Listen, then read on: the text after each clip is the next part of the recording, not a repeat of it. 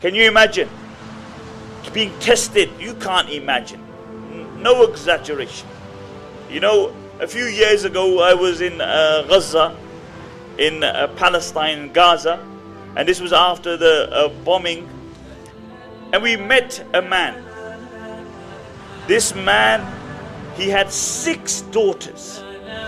6 daughters. And the bomb hit his house. Everybody became unconscious. And the father says, I woke up and I was looking for my daughters. Out of those 6 daughters, 5 died. He said, I removed the rubble. He said, my eldest daughter was very loved in the area. She was a very loving person. Every night she would go to sleep with her arms around her 2 younger sisters. Every night. And he said, when we removed the rubble and we found their bodies, I found them in exactly the same situation, exactly same position. She had her arms around her 2 younger sisters. And the brothers who were there began to cry. And the father who had lost the children came up, he stood up and he began to console the brothers. He said, don't cry, for they are by Allah in Jannah. For them in Jannah. You know, sometimes we look at our trials and tribulations and we think we're having it rough. We're having it tough. The truth is, if you look at other people, and this is the sunnah of the Prophet ﷺ, he said, look at those who are below you in the dunya and you will remain happy.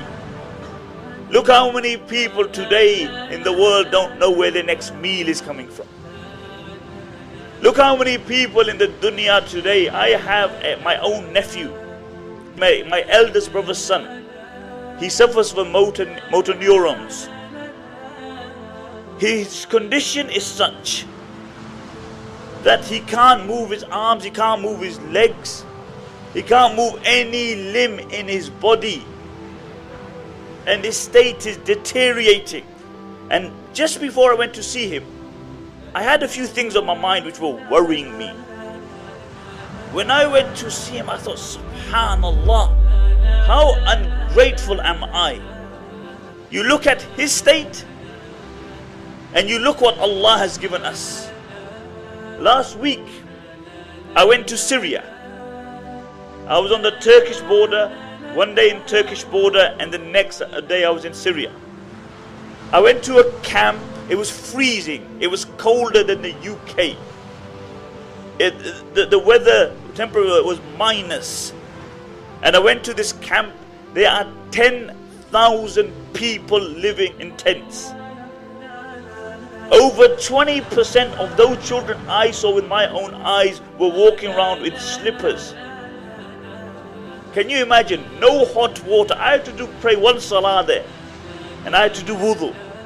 And then we still complain that we ain't got enough. We still don't do the shukr of Allah subhanahu wa ta'ala. And this is why the Prophet ﷺ said, in the dunya, compare yourself with those below you and you will be happy. Because if you compare yourself with those who are more than you, then you will never be happy. What will happen is that you will be on Prozac. You will suffer from depression because people will always have more dunya than you. And the Prophet ﷺ said, لو كان لابن آدم واديان من ذهب لأبتغى ثالثا. If man had 2 valleys of gold, he would desire a third. He would want a third. 2 is not enough. And then the Prophet ﷺ said, the only thing which will satiate man is the dust in the grave. When he's put in the grave, then only will he be satiated. Then only will his desires stop. And this is life, my dear respected brothers and sisters. Life is short. Go to the graveyard.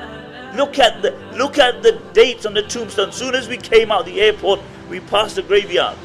Look at the dates, 1850, 1900. You realize that these people spent more time under the grave, under the ground than above it.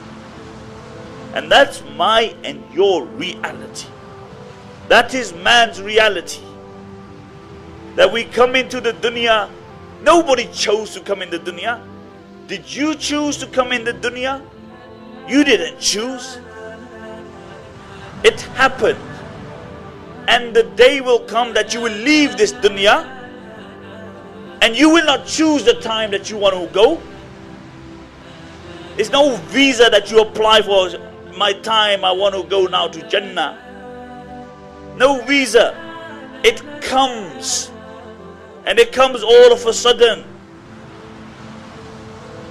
And you leave the dunya involuntarily.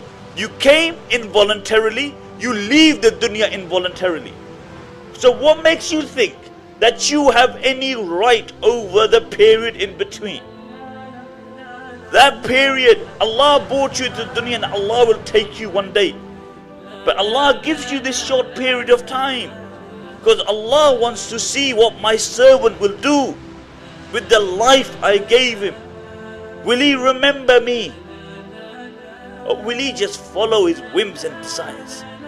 And this is a question that we need to ask ourselves. 16th of March in central London. Book your tickets now online, lightuponlight.info. لا تغب عني ولا يوم يا حبيبي.